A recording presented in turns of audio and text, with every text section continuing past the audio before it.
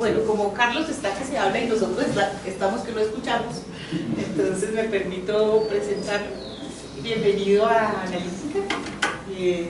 Es un gusto tenerte con nosotros, sobre todo pues en este trabajo que vas a hacer sobre algunos aspectos, 4 aspectos que tienen sus alturas y sus sutilezas epistemológicas y clínicas, sobre un seminario que hemos venido trabajando hace un tiempo y elaboraciones de otros autores.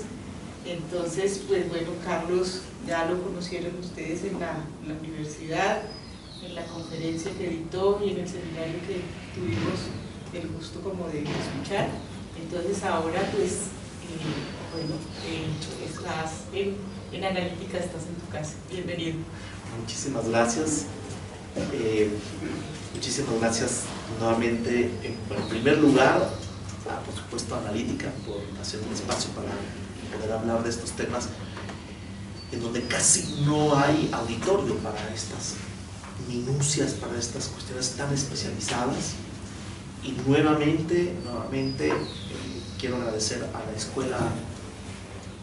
Escuela de Psicoanálisis de la Universidad Nacional, especialmente, por supuesto, a Álvaro, a Jairo y también a mi colega Gloria Gómez, que es mi tocaya de los foros del campo lacaniano, que es a la misma escuela a la que yo pertenezco. Bien, entonces, como les decía, quiero retomar rapidísimo el marco o el eje donde yo he estado interviniendo en esta visita que me ha gustado mucho a Bogotá. Y yo planteaba que existen 5 objetos matemáticos, ¿sí? Los desarrollé hoy en la mañana extensamente, los primeros 3, y después me había tardado muchísimo y fui muy rápido. Pero quería retomarlos. Bueno, esa es una parte. La otra parte es, como les decía, toda la teoría de la modernidad en Lacan. Existe una modernidad que aparece filosóficamente con Descartes, ya lo hablé, y cómo hay una teoría de la ciencia y su reverso, que sería la teoría del barroco. Yo en este sentido utilizaré una especie de estilo o lacaniano, que es lo que voy viviendo ese día o un día anterior, empiezo a hablar de esto. Venía en el taxi hablando con Jairo y hablábamos de cómo hay una profesión que es las personas profesionales que se dedican a la sexualidad, como los sexólogos.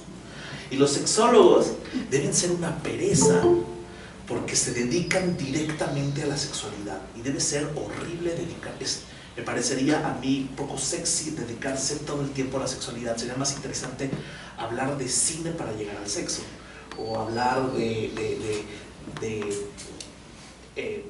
todas las minucias de Bogotá para llegar al sexo. O sea, es dar la vuelta. Esa es la teoría del barroco, lo que quiero decir, que uno no va directo a la cosa, sino que hace un rodeo que embellece.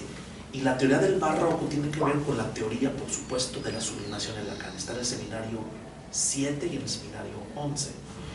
Y es lo mismo, si ustedes tienen un analizante para ver, es lo que quiero, hablo con esto para poder hablar de clínica. La teoría del barroco, o la idea del Das Ding, que va a tener repercusiones en la estética y en la ética lacaniana, tiene consecuencias clínicas en el sentido de que uno no va directo a la cosa. Ya hablé en términos eróticos, no es lo mismo que en términos sexuales. La eroticidad pasa por un desvío que es sublime. De alguna manera hay una especie de reverso o de inversión vectorial entre la teoría de la sublimación en Freud, que es uno le da la vuelta para socializar lo que es sexual, mientras que en Lacan es erotizar lo que es social. Se erotiza todo lo social. O sea, hacemos un rodeo y hablamos de otras cosas que se empiezan a sexualizar. Pero esa es una indicación clínica crucial. Si ustedes tienen un analizante que está diagnosticado, por ejemplo, con muerte terminal, perdón, con un cáncer terminal, por ejemplo, un cáncer mortal, ustedes van a ir directos a hablar de la muerte. Es lo último de lo que hay que hablar. le da un poco de espacio a hablar de eso y tiene que hablar de otras cosas, porque la vida finalmente se trata de otra cosa. Y ese ángulo de ataque es muy importante. Es decir, por ejemplo, si llega un analizante y empieza a decir que que tiene todo un problema con el TOC, y le van a hablar del TOC, ¿no? Y que no puede tocar las cosas y que se lava las manos y que después de COVID le vino todavía más fuerte, empieza a hablar y hablar, no van a salir de ahí. Entonces, lo que uno hace, le invita al analizante a que hable de otras cosas, a ver si eso arroja luz. E inmediatamente empieza a arrojar luz, por supuesto, que es la teoría de la anamorfosis en Lacan, que es otro de los dispositivos del barroco. En lugar de ver directamente al objeto, muévanse un poquito y se empieza a armar algo hermoso, o algo horroroso, como en los embajadores de Holbein. Pueden hacer esto. Yo tengo una teoría, muy rápido. Tengo una teoría del turista, y la teoría del turista es que si ustedes le piden a alguien que les tome una foto en la iglesia de Lourdes o en la catedral de Notre Dame, les van a tomar una foto y van a preferir primero tomar la foto del cuerpo completo y además de frente. De cuerpo completo porque tiene que ver con imaginario, es súper interesante. Van a recortar siempre el objeto atrás, pero el cuerpo no lo van a hacer, es muy curioso, lo pueden hacer. Pero si ustedes mueven un poquito el celular, además lo van a hacer así, no así, que ya implica toda una especie de estupidez por la tecnología, etcétera, etcétera. Los videos verticales son una cosa horrorosa. Pero si ustedes mueven la cámara un poquito, es imponente cómo se construye la imagen en la fotografía. Es decir, por mirar al sesgo, por moverse un poco y no ir directamente a la cosa. Cuando le pide a un analizante que empiece a hablar de otras cosas que no sean lo que esa persona reconoce como TOC, de pronto empieza a hablar de esto y del otro, y así como sin querer la cosa, empieza a decir que la parte que más, cuando fue directo a la cosa, empezó a hablar de cómo el lugar donde más se limpia es el brazo. Bueno, ahí quedó. Le invito a que hable de otras cosas y de pronto dice, cuando empieza a hablar de otras cosas, empieza a decir, pues me pasó esto, me pasó lo otro, y esa fue la gota que derramó el vaso. Y le digo, el brazo, dijo el brazo. Bueno, pero no tiene nada que ver, dije, hábleme de los brazos. Y me empezó a hablar de cómo sus mejores amigas, ella tiene alrededor de 60 años, que sus amigas tienen toda una relación de envidia con los brazos de ella, porque ella se dedica al flamenco y tal. Y empezó a arrojar luces del síntoma. Nunca hay que ir directo a la cosa. Esa es la teoría del barroco. Entonces, esa es una de las aplicaciones más importantes clínicas de algo como esto. Entonces, todo el despliegue de la teoría de la modernidad científica en Lacan y su reverso, que es la teoría del barroco, tiene aplicaciones súper finas y muy prácticas. Por eso el título que quería poner a la conferencia del día de hoy es, ¿cómo le puse? Elucubraciones, no, esa es una palabra que no me gusta. Le puse algo así como altamente epistemológicas y sutilmente clínicas. Eso para mí es lo que yo hablaba hoy en la mañana de cómo se hace un gran colisionador, bueno, un hacedor de partículas de 27 kilómetros y un colisionador de hadrones de 100 metros ¿cómo se llama? No de volumen, de circunferencia. ¿Para qué desplegar todo eso para poder encontrar el bosón de Higgs? No, bueno, es lo mismo que pasa con el psicoanálisis. Uno tiene que desplegar un montón de cosas, no para mostrar que uno fálicamente sabe más que los demás, sino para poder hacer como intervenciones muy sutiles y no ir directamente a la cosa, ni en el síntoma o en lo que aparece como, ni ya diría el síntoma, como lo que aparece como la primera queja, y como no ir directamente a la cosa también cuando se trata, por ejemplo, de la muerte o de la sexualidad. Si lo que produce una especie de erotología es no ir directamente a la cosa. Esa es la estupidez, por cierto, masculina, por cierto. O sea, no hacer todo un rodeo por un montón de cosas, sino ir ¡pam!, ¿no? Ir directamente a la cosa, pedir Ruby y vámonos, ¿no? Y no.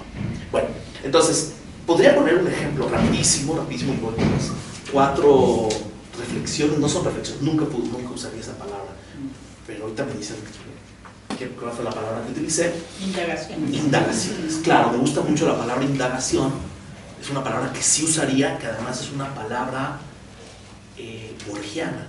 Indagación significa introducir una daga, abrir, ¿no? Ir viendo que no. Son indagaciones altamente epistemológicas y sutilmente clínicas. Bueno, rápido. Cuando pensamos en el pensamiento del pensamiento diagramático, me va a costar mucho trabajo, pero voy a tratar de pensar en unos ejemplos.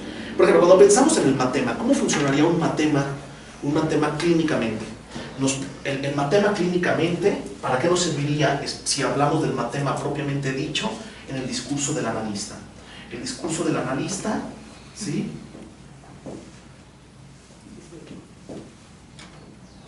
El discurso del analista es exactamente el flip side, el anverso. Flip side me gusta mucho en inglés, que es cuando uno tiene una carta y le da la vuelta. Flip side, el anverso, no el reverso. L'envers de la psicanálisis, el anverso del psicoanálisis, como si agarraran un guante y le dieran la vuelta, es el contrario del discurso del amo. El discurso del amo es el discurso del inconsciente. O sea, que lo que nos trae jodidos en la vida es que un significante amo sea el que organice toda la vida. O sea, todo lo que te ocurre en la vida le da sentido a partir de un significante amo. Y abajo está el fantasma, ¿se dan cuenta?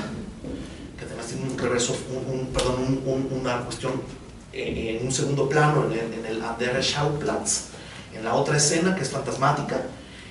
Y entonces, ¿cuál es el dispositivo analítico? 2 cosas rapidísimas para poder pensarlo clínicamente. El lugar del analista es el de semblante de objeto A. Y solamente cuando uno hace de semblante de objeto A, causando el deseo del otro, pero también mostrando su división, solamente así se puede recorrer la cadena significante al revés y producir un nuevo significante amo o un amor menos tonto. ¿Qué significa eso clínicamente? Que el psicoanálisis cura vía la transferencia, desformateando lo que nos hace estúpidos, que es el formateo del lenguaje a partir del S1, S2. Y solamente por medio del amor se permite recorrer la cadena significante al revés, que además es súper marxista. Es como el obrero se revela frente al amo, por cierto, vía el amor. Pero además le muestra al analista cuál es el lugar que ocupa, quién es el único objeto, quién es el único sujeto en este discurso. El otro, el único sujeto o el único síntoma es el analizante que llega al consultorio. Entonces, el psicoanalista es simplemente un objeto, y como objeto debe de caer. Como les decía, esto es lo que aprendí, por ejemplo, en la clínica del neurotismo. En la clínica del neurotismo hay que callarse la boca completamente. Lo que te enseñan en la clínica de psicosis es que no hay que introducir ningún sentido. Esto es importantísimo desde el punto de vista del si se dan cuenta. Ahora, desde las formalizaciones, ya les he dicho que las formalizaciones lo que implican, muy rápido, las formalizaciones lo que implican clínicamente es que cada vez que uno va hablando, cuando se va escuchando, también lo que va haciendo es poder hacer formulaciones mucho más claras, que son las que más cristalinas, mucho más precisas, que son las que subraya, puntúa el analista. Desde el punto de vista de las formalizaciones, el psicoanalista es un editor de textos. Es lo que lee, lo que se escucha. Y si un analizante dice una frase que es muy importante, el analista corta la sesión, es decir, la puntúa o subraya y le regresa las propias palabras o dice más claro no puede ser, corta la sesión y se acabó. Entonces, desde el punto de vista de las formalizaciones, hay un efecto importantísimo clínico, ¿se dan cuenta? O, por ejemplo, los objetos fragmentarios, que son deconstructivos o formulativos. Desde el punto de vista formulativo, para Lacan utiliza las series de Fibonacci para poder explicar, por ejemplo, las toxicomanías. Tratar de recuperar un objeto perdido que no existió. las toxicomanías o la anorexia o la bulimia o ¿cómo se dice? La adicción al juego, se dice la ludopatía. En el fondo la ludopatía es estructuralmente la idea de poder recuperar algo perdido. Entonces tratar de recuperar un objeto perdido, piénsenlo, si ustedes trabajan con ludópatas o con gente que apuesta para perder, el problema es que piensan que recuperan algo, que están ganando, pero en el fondo están pierde y pierde y pierde y pierde. Y si ustedes ven cómo funciona la serie de Fibonacci o la proporción áurea, pueden mostrar matemáticamente cómo funciona ese tratar de recuperar algo perdido. Que por cierto además es una reflexión filosófica, porque cuando Lacan se está preguntando por qué la apuesta de Pascal, que es la modernización vía la modernización de la pregunta por la existencia de Dios, vía la estadística o la probabilidad, ¿no? ¿Se acuerdan que si uno apuesta a que existe Dios pero no existe, hasta que demuestra por probabilidad que es mejor creer en Dios que no? Lo que dice Lacan con Marx es, y en principio, ¿por qué alguien apostaría? Y dice Lacan, porque ya perdió. Porque alguien ya perdió. Al haber nacido se pierde algo. Y entonces uno empieza con toda la maquinaria de tratar de recuperar lo perdido. Y entonces viene todo el trabajo del plusvalor. Es impresionante lo que hace Lacan. Pero eso además lo matematiza, es decir, se hace una pregunta antifilosófica, se interroga la pregunta más esencial sobre Pascal, la responde con Marx y la formaliza con las series de Fibonacci. Pero, ¡qué locura! Ese es el tipo de maquinaria que les digo, que es altamente epistemológica y sutilmente clínica. Véanlo, y en la anorexia, o en la bulimia, o en las toxicomanías, está la estructura de la ludopatía, que es en el fondo tratar de recuperar un objeto perdido. Es una indicación altamente clínica, y es lo que, por ejemplo, Massimo Recalcati llama la clínica del vacío. Bien. Lo de la numericidad, digo algo rápido y no voy a hablar un poco del pensamiento gramático, y voy a las cuatro indagaciones. Sobre la numericidad, lo que yo planteaba era cómo hay una cualidad del número. No lo voy a explicar otra vez, pero yo decía un ejemplo muy medio banal, pero que es muy interesante. Si uno, lo dije en la comida, si uno viaja de mochilazo, así decimos en México, a todo México, y me voy con mi mejor amigo o mi mejor amiga, vamos a terminar peleados. El 2 es altamente simbiótico, altamente especular, hay una cualidad, pero si uno se va de a 3, se puede dialectizar de manera distinta. El 2 es simbiótico, es altamente especular, el 3 hace masa. Si existe un cuarto elemento, pero ese cuarto elemento funciona como una sustracción, entonces se puede volver a dialectizar, pero si funciona como una adición, entonces se hace una nueva especularidad entre dos grupos. Entonces es la idea del cártel de Lacan. Es un 3 más 1 que se tiene que sustraer y solamente causar el trabajo de los otros. O sea que funciona como una sustracción, ¿no? Y es lo mismo, si dos niños están peleando y la madre interviene como tercereidad, este es un pensamiento cualitativo, y hay que ver cómo funciona eso en las estructuras familiares. Si la madre dice, tú tienes la razón o tienes la razón, lo que hace es volver del 3 al 2 y aliarse con uno o con el otro. ¿Se dan cuenta? Lo que tiene que hacer la mamá es, no me importa quién empezó.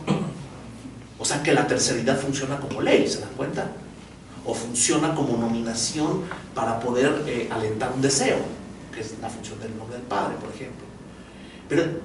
Y entonces hay toda una deconstrucción del uno. Entonces este tipo de cosas con la numericidad son altamente clínicas, para poder pensar el análisis con niños, o pensar ciertas escenas de la historia de un sujeto, cómo funcionó ahí el 2,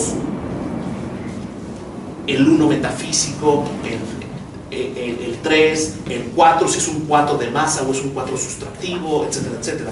Pero para poner un último ejemplo, entonces, ¿por qué una pareja no se iría de mochilazo a Europa? O si son dos, se van a terminar odiando, porque es una cuestión especular, por una razón muy sencilla que explica Badiou.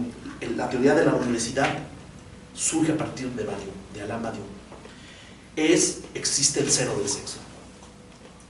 Existe el il n'y a pas de rapport sexuel, ¿no? No hay relación sexual que dialectiza una relación.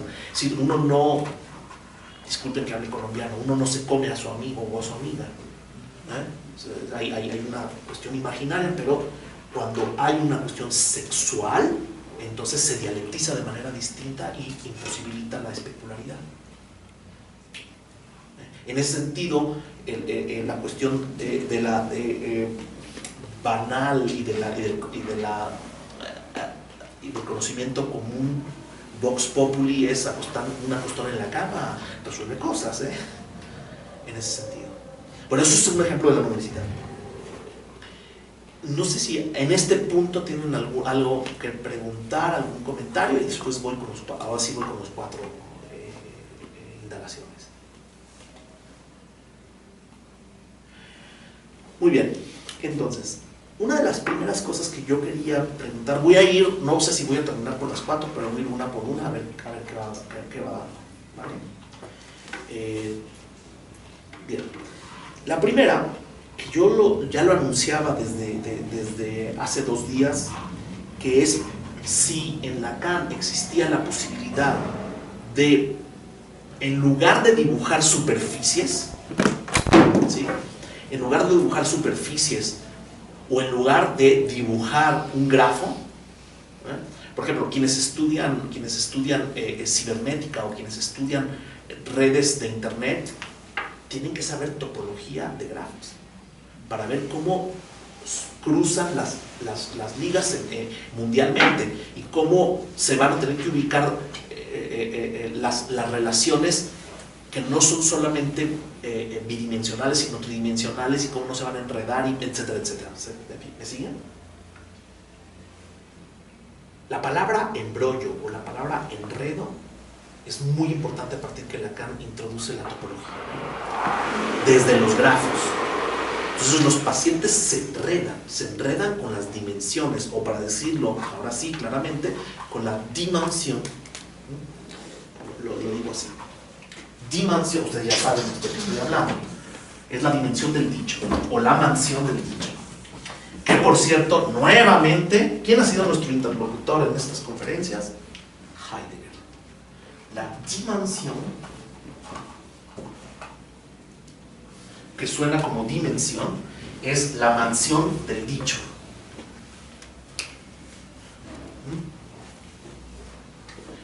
Es decir, ¿cuál es la espacialidad en la que se mueve el psicoanálisis? Es en la dimensión. ¿Por qué estoy hablando de Heidegger? Porque Heidegger, recuerden que va a decir que el ser habita en el lenguaje. Y si habita, es su mansión.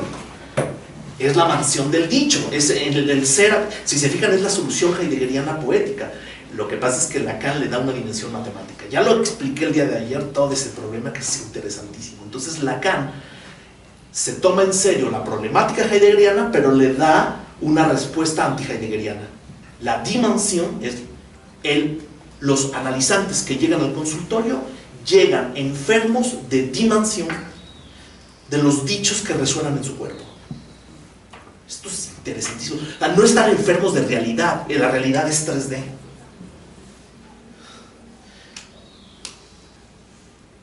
En cambio, cuando el humano está sumergido, bañado en el lenguaje, ese es todo el problema de Joyce, el síntoma, la conferencia, él escapó todo el campo semántico de los equívocos que están en el texto de Joyce, el síntoma, es un campo acuático. Bañarse en el campo del lenguaje, ¿sí se fijan? Es muy bonito eso. Entonces el humano es sumergido, en lugar de la metáfora heideggeriana de que el ser es arrojado al lenguaje, y cae ahí, existe todo esto que hablé el día de ayer, es el sujeto sumergido en un baño de lenguaje. Y entonces no funciona en términos de la realidad, sino en el sentido de imaginario, real y simbólico. Esas son las 3 dimensiones del dicho. Y es lo que el humano se enreda una y otra vez. Entonces haríamos mal en buscar resolver un problema a partir de la realidad, sino a partir de cómo los dichos resuenan en la dimensión. ¿Muy bien hasta aquí? Parece bien Pacheco. Pacheco es marihuano en mexicano. Parece una cosa, una reflexión súper marihuana, pero esto es lo que nos tenemos que tomar muy en serio los psicoanalistas para poder intervenir de distintas maneras sobre la subjetividad. Bien. Entonces, la pregunta es, ¿por qué Lacan utilizaba topología de grafos, dibujada, trazada, diseñada, dessin, como dicen los franceses, un diseño,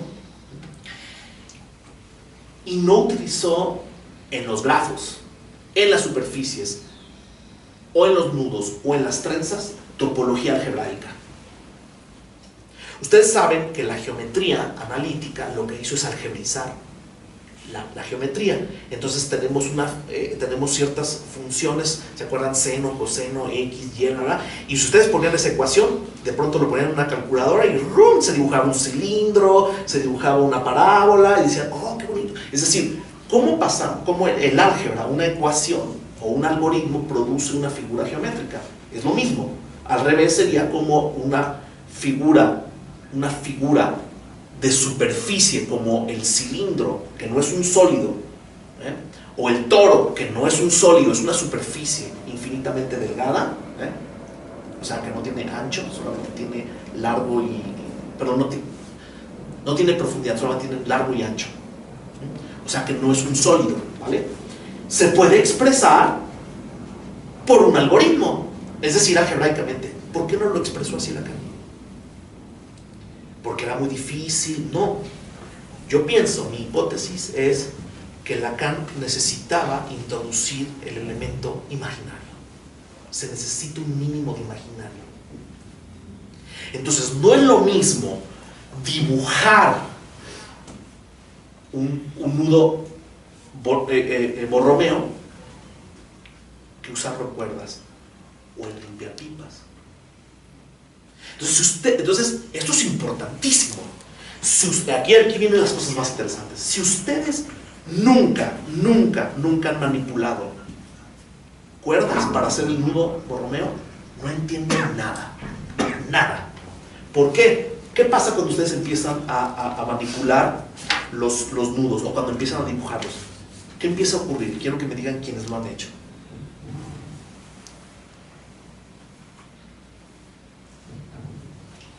Sí. ¿Cuál pasa por arriba, cuál pasa por debajo? Te equivocas, te enredas. Y dices, no, es que no es por arriba, es que es por abajo. Ay, no me salió. O sea, uno se equivoca y uno tiene que manipularlos. Por eso la relación entre la mano y el objeto es muy importante para Lacan. Entonces, y diseñarlos, dibujarlos también es otro problema. Entonces, no es lo mismo. Si ustedes tienen los limpiapipas, su propia materialidad de 3D, la estofa, es decir, el propio material con que está hecho, permite didácticamente mostrar ciertas cosas y no otras. Y si utilizas cuerdas, las cuerdas son súper difíciles de trabajar. Es muy difícil, es más fácil trabajar es decir, las cuerdas funcionan mucho para que uno se dé cuenta cómo se enreda, pero sirven muy poco para enseñarles yo a ustedes. Me traje las peores cosas para enseñarles.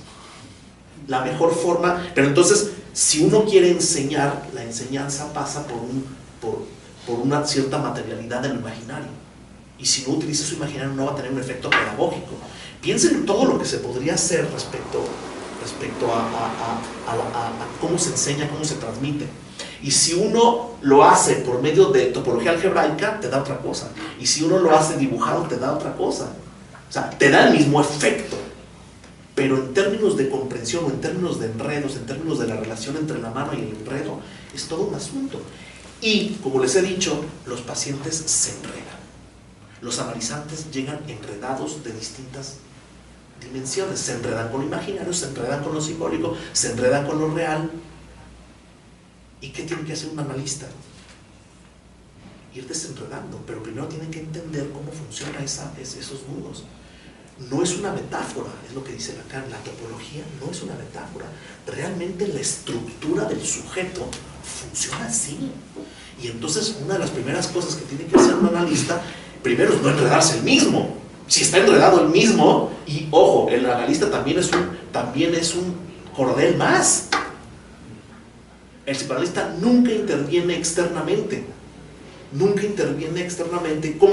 ¿Cuál es el principio? ¿Cómo se llama? Técnicamente, el hecho de que el analista no interviene externamente, es decir, de manera trascendente, sino que es inmanente al propio, se llama transferencia. La transferencia es el hecho de que el analizante me coloca en un lugar de su propia historia. ¿Y qué es lo que hizo Breuer cuando se inventó el psicoanálisis? Lo que hizo fue, no, yo no soy parte de ese juego, yo ya me voy, corrió. Y lo que hizo Freud es meter el hombro y decir, pues la transferencia pues es cuando a mí me ponen en el lugar de la propia historia. Y entonces, ¿cómo no enredarme en ese asunto? Bueno, porque puedo distinguir entre la transferencia imaginaria y la transferencia simbólica. ¿Se dan cuenta? Es un problema de enredos. Entonces la topología es altamente importante. Parte de la formación de un analista es manipular cordeles y ver cómo uno se enreda. Por eso les decía que éticamente y epistemológicamente es una tontería decir que Lacan era un viejo senil, que en el seminario 26 se equivocaba porque estaba mal, porque tenía una afasia. Se equivocaba porque tenía cuerpo, y lo dice varias veces. Me estoy equivocando porque tengo cuerpo. ¿Qué significa tiene cuerpo? Que se está enredando en lo imaginario. ¿Se dan cuenta? En el seminario RSI, que se escucha como herejía, o RSI, que es el seminario 22, tiene unas indicaciones impresionantes sobre cómo intervenir.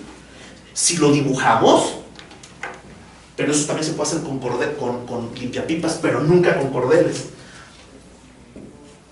Aquí está aplanado, es una proyección, y no está, está violando el problema de los cruces, que es importantísimo, pero bueno, pero si ustedes los empiezan a abrir así, así.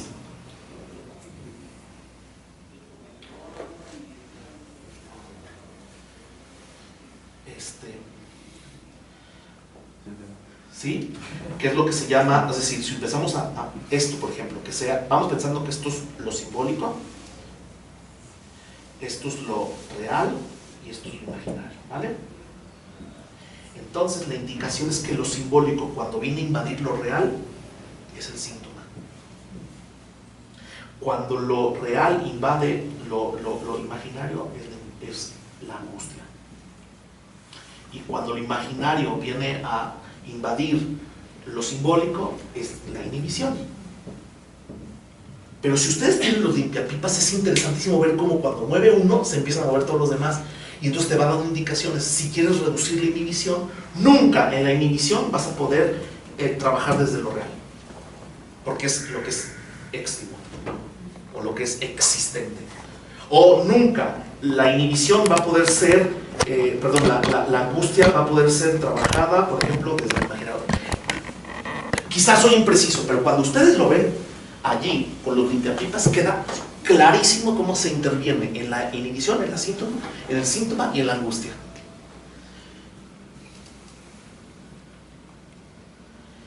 Entonces, ¿por qué Lacan no utiliza la topología algebraica y por qué tiene que mantener un punto de lo imaginario? Porque lo imaginario también produce enredos y no se puede uno desembarazar de eso. No hay subjetividad sin imaginario, y hay una revaloración entonces de lo imaginario. ¿Y qué sería lo imaginario?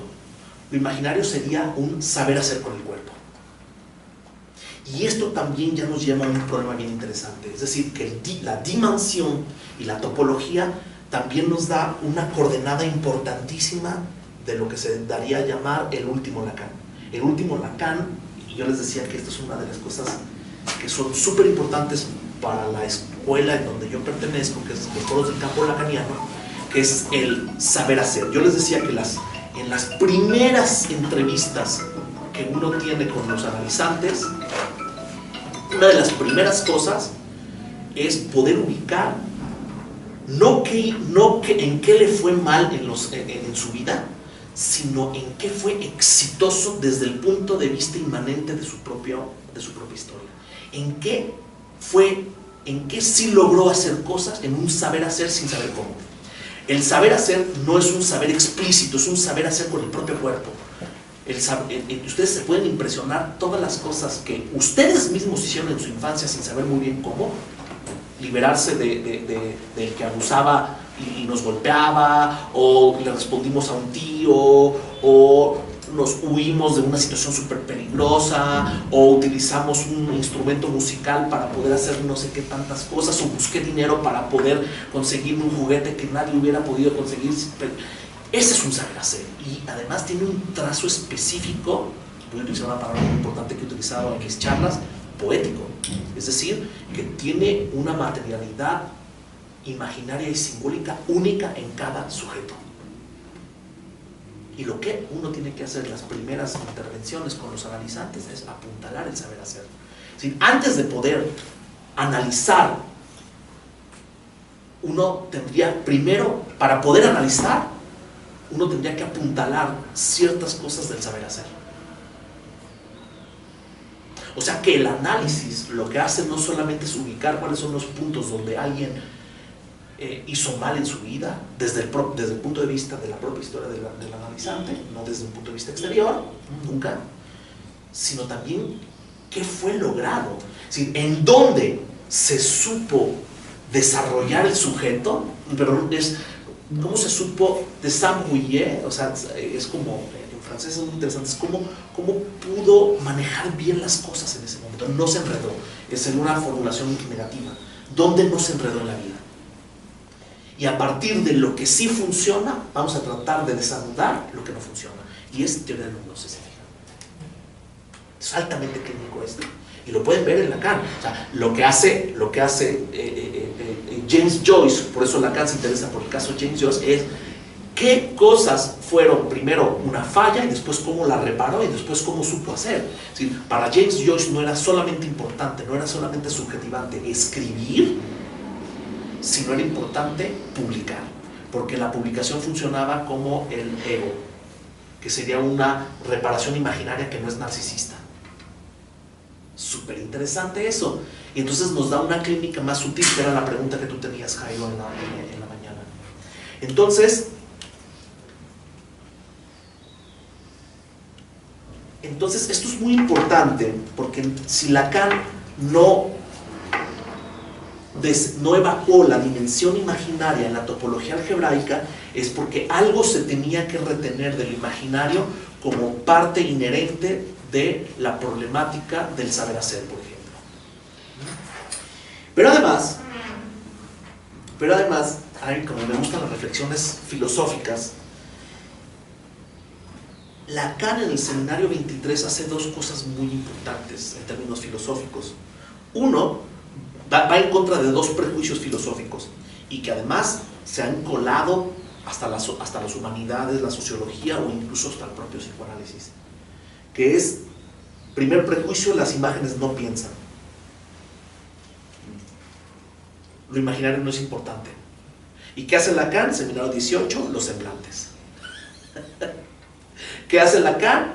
Lo que hace es mostrar cómo lo imaginario es súper importante, lo vuelve a revalorar. Entonces, piensen que la transferencia en gran parte es una mentira y no es peyorativo. Es decir, el analizante considera que el analista sabe algo que yo no sé, y resulta que a partir de que yo supongo que tú, que eres mi analista, sabes algo que yo no sé, empiezo a decir un montón de cosas y soy yo quien produzco el saber que no eres tú. Lo único que tú haces es puntuarlo, cortarlo, editarlo, y entonces produce algo distinto, pero es una ficción altamente productiva. Es muy extraño. Y dos, el segundo prejuicio, por supuesto, es Lacan repatria, esa es una de las conclusiones de mi investigación, Lacan repatria a los poetas expulsados de la República de Platón.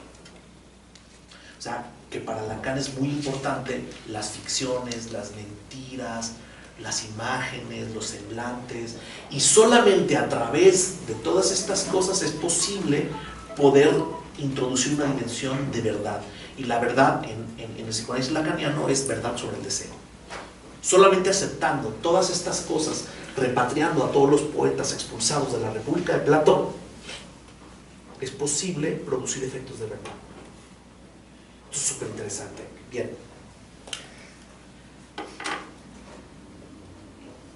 Como ya he señalado, ya adelanté, no sé si es la primera indagación epistemológica, si se dan cuenta, tiene muchísimas consecuencias en el pensamiento, en el pensamiento psicoanalítico, en el pensamiento de Occidente, pero además tiene consecuencias clínicas muy importantes. La otra, pero además, perdonen, déjenme ver qué horas son. Sí, muy rapidísimo. Una de las cosas que yo les decía, no, mejor lo explico en otro punto, espérenme. Voy con la segunda indagación.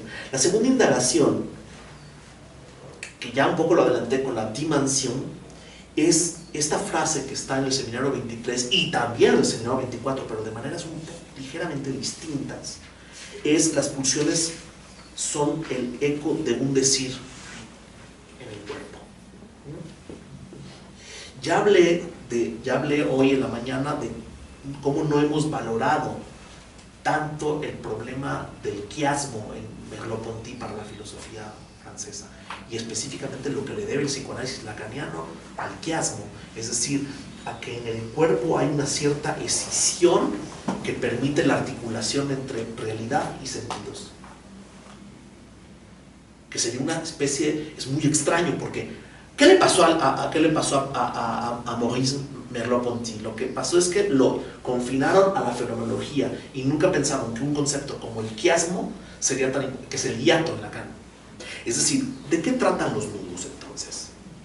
Si no es cernir, pasar de la nada a un agujero. La nada es inconsistente, ¿vale? Pero si ustedes la cierran, entonces se cierne un vacío. Un agujero, en términos matemáticos es un agujero, un vacío es tener conjuntos, pero es un agujero, ¿ok? Si a este agujero, esto es muy extraño lo que voy a decir, me voy a ir saltando a lo mejor de un tema a otro, pero espérenme, ¿ok? Pero si ustedes tienen dos cernimientos del vacío y producen dos agujeros, ya son dos agujeros, que están hechos de la nada, de la nada se producen dos agujeros, y ustedes cruzan dos veces un agujero y luego este mismo agujero lo cruzan dos veces, ¿sí? Producen un falso agujero. Esto es un falso agujero porque si yo los muevo un poquito se zafan, es decir, están atravesados dos veces cada uno de ellos por el centro, y como se atraviesan dos veces es como si no se atravesaran ninguna. Por eso no se pueden trabar. Pero si yo, en el momento en que hago esto, ¡pac!, en cuanto atravieso esto, el falso agujero se vuelve verdadero. Vamos a ver, lo crucé por el centro, ¿se fijaron? Lo amarro y entonces se produce un nuevo vacío. O sea, tenemos tres vacíos, ¿sí se entiende? Vean cómo es muy loco. El vacío vamos a ponerlo como un cero, y cada uno de ellos, estos vacíos que son tres vacíos. O sea, primero es el agujero, que son un cero.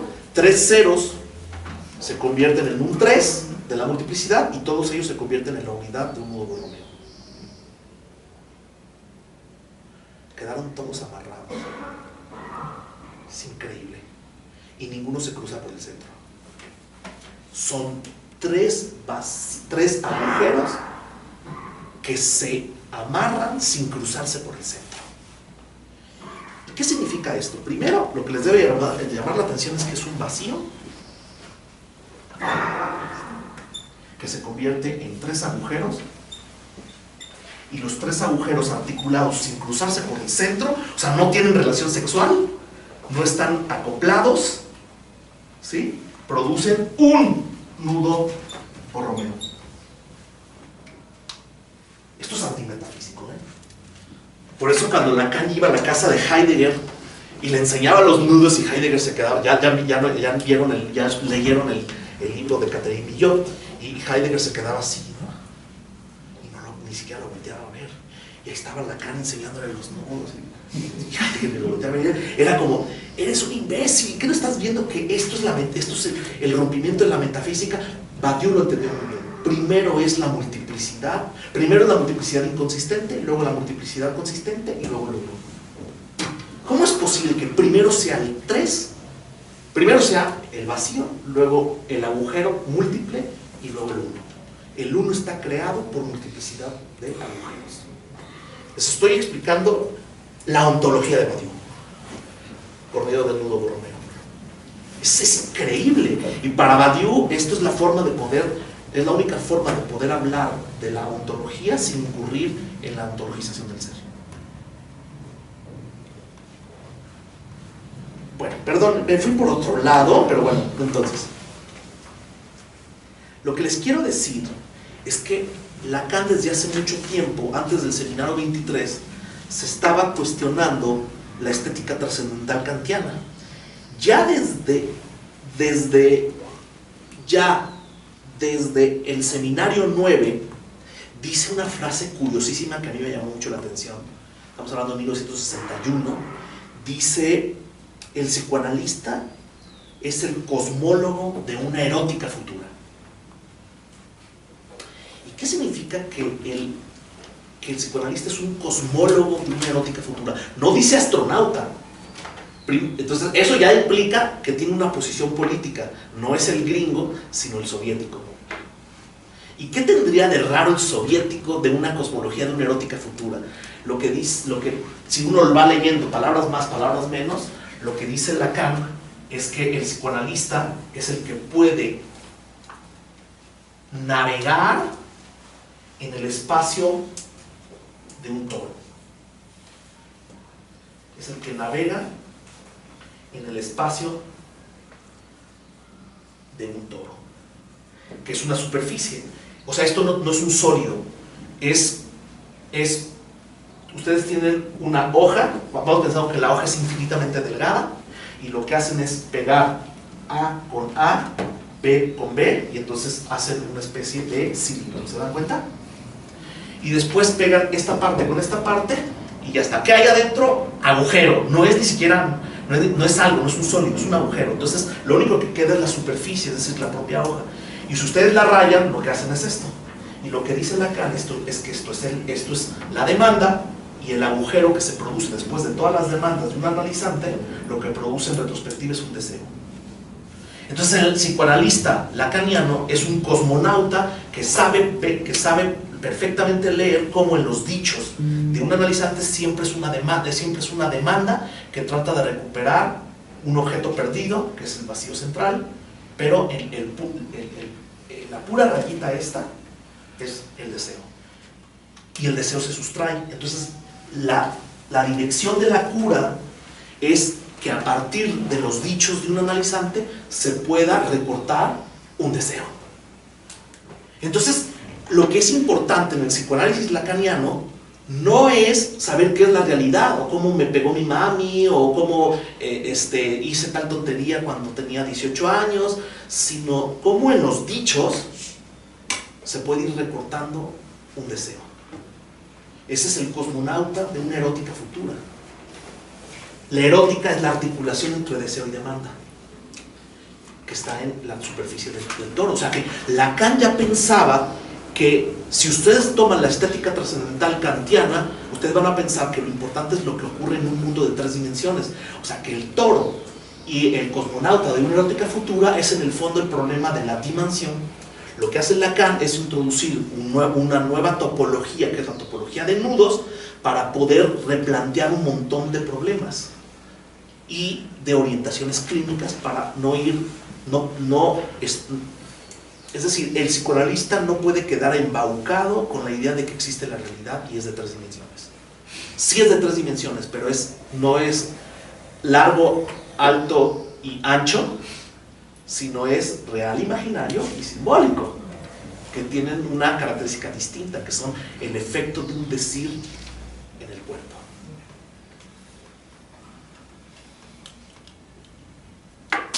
¿Por qué es importante? ¿Por qué es importante entonces la idea del quiasmo? Porque cada uno de los nudos lo que hace es cernir un agujero, y cada uno de los agujeros tiene que ver con la articulación entre la palabra y el cuerpo. Y entonces el quiasmo es la relación entre la realidad y la percepción. Por eso me parece que gran parte de la teorización de los nudos en Lacan se le debe al quiasmo merleau-pontiano, que como lo dije en la mañana, ya estaba en el seminario 11, cuando habla de cómo las fallas en el propio lenguaje se coordinan con los orificios del propio cuerpo. De hecho, el objeto A, los objetos A son solamente recortes lógicos del dicho en el cuerpo. El día de ayer lo decía de esta manera. ¿Qué es lo erótico cuando uno toca el cuerpo del otro? Lo erótico no es, disculpen, no es agarrar unas nalgas o unas tetas o introducir un pene en una vagina o dos vaginas frotándose. Bueno, las dos vaginas frotándose sí. Lo que es importante es el frotamiento de los bordes. El frotamiento de los bordes es topológico, entonces no se trata de dos volúmenes, una mano y una teta, o unas nalgas y otras, o lo que ustedes quieran, ¿no? O esta idea de que un pene y una vagina se complementan, sino lo importante es que el pene y la vagina se froten por los bordes. Y eso lo sabemos desde muy pronto. Vamos al cine con la chica que me gusta y con que nos toquemos el dedito, ¿no? Viendo toda la hormona y todo esto. Claro, porque es el frotamiento. O sea, entonces ¿qué es lo interesante? Lo interesante es mostrar un poco el hombro, un poco la pierna, es decir, el puro borde. Entonces es una cuestión topológica. Un amigo chileno, que le mando saludos, Cristóbal Farriol, si me está viendo, él tiene un ejemplo maravilloso que además... Este es el tipo de ejemplos que nos gustan a los psicoanalistas y de esos da un montón Lacan. Dice, cuando él tenía 15 años, estaba en una playa en Chile y entonces estaba con sus amigos, tenía 15 años y vio como una chica tenía una tanga. O sea, una tanga es esto y esto. O sea que, y entonces él ve como su novio, la chica se le acerca, se le pone, él está recostado en el coche, la chica se le acerca, se le pone en el cuerpo y él, en lugar de agarrarle las nalgas, las pasa por abajo del calzón. Es súper erótico, porque si uno las agarra es como si las agarrara desde fuera, pero si uno atraviesa el resorte del calzón, de la tanga, es más erótico. Entonces, ¿qué es lo importante? Tomar las nalgas como sólidos, no. Lo que es importante es atravesar un borde. Entonces eso es maravilloso, es una indicación clínica interesantísima. Ustedes no lo creerán, pero ustedes pueden, no solamente lo vivirán, o lo han vivido, sino que van a encontrar que escenas traumáticas de ciertos analizantes tienen que ver con cruzar bordes. Eso ya no es tan gracioso, ya es como algo. Ese es el tipo de sutileza clínica de un problema epistemológico. ¿Cómo va a aparecer, Carlos? Enséñame ejemplo. No lo sé, pero si ustedes saben esto y tienen la oreja bien puesta, van a empezar a encontrarse con un montón de casos en donde el atravesar un pequeño borde puede cambiar todo, o en la ley, o en el goce, o en el objeto A, o en el deseo, o en la demanda, un montón de cosas. Es interesantísimo, ¿ven? Perdónenme. Y es por eso, rapidísimo, que Éric Laurent, por ejemplo, que tiene este libro de Lambert de la biopolitique, que es maravilloso ese libro. Además, yo lo compré unos días antes de regresarme de Francia y le pedí que me lo firmara. Bueno, uno sí se hace fan de todos modos. Y en ese libro lo que va mostrando... ¿Por qué me estoy perdiendo? Ya, él dice que hay lógica de las cuerdas y lógica de las bolsas. Lógica de las bolsas y lógica de las cuerdas, que es la panza. La panza son las bolas, no esas bolas, las bolas, es decir, los sacos, las bolsas y la bull, ¿no? La bolsa, los sacos y la lógica de las cuerdas. Y él dice que la lógica de las cuerdas y la lógica de las bolas o de la pensée, que juega con el pensamiento, el apanzamiento, por lo gordo, por lo no, uno tiene que ver con el pensamiento escópico y otro tiene que ver con el pensamiento auditivo. Las cuerdas son mucho más de la epistemología auditiva. Si se fijan, el jueves empecé con eso. El psicoanálisis tiene una epistemología de lo que se escucha, de lo que se lee en lo que se escucha. O sea, que es lógica de las cuerdas. El problema de un obsesivo es que el obsesivo está completamente cerrado en su bola, en su avancé, en su pensamiento. Todo lo piensa escópicamente. Y si se fijan, la inhibición es imaginaria. Entonces, ¿cómo hace uno para poder introducir una pequeña fisura para que se puedan empezar a producir bordes en donde puede escucharse el propio analizante? O sea, gran parte de la estupidez de los humanos y gran parte de las neurosis obsesiva o histérica tiene que ver con la pensée, con plantear las cosas en términos escópicos o de la bola o imaginarios, cuando se tendría que plantear en términos de las cuerdas. Esto está en el seminario 23, hay unos pasajes maravillosos. Y por supuesto que eso está coordinado, no lo puedo desarrollar aquí, con el problema del quiasmo en Merleau-Ponty. O sea, si hay una coordinación entre cuerpo y superficies, es justamente porque hay una coordinación entre la topología y el cuerpo por el quiasmo. Quien mejor lo desarrolla, les voy a mostrar una de mis cartas. Quien mejor lo desarrolla es un filósofo de la Sorbonne que se llama Guy Félix Duportal. Lamentablemente murió en 2017, un paro cardíaco. Pero él dice que si leyéramos a Lacan con Merleau-Ponty, podríamos encontrar una renovación del psicoanálisis lacaniano. Hay unos libros maravillosos, consíganse los que puedan de él. Hay muy pocos. Es Luciano Lutero quien los ha podido traducir algunos. No sé por qué Luciano no se dedicó a poder desarrollar más eso y se dedicó a otras cosas. Ya no pertenece a los foros. Y que también es triste. Y bueno, les recomiendo mucho a Guy Félix Duportal, porque ahí podemos encontrar esta lectura del quiasmo y cómo pensar. Él piensa que el agujero central que se produce por medio de los nudos borromeos es el quiasmo en Merleau-Ponty, y le llama le tourbillon, el torbellino, ¿no? Bueno, perdón, me voy perdiendo una cosa y en otra.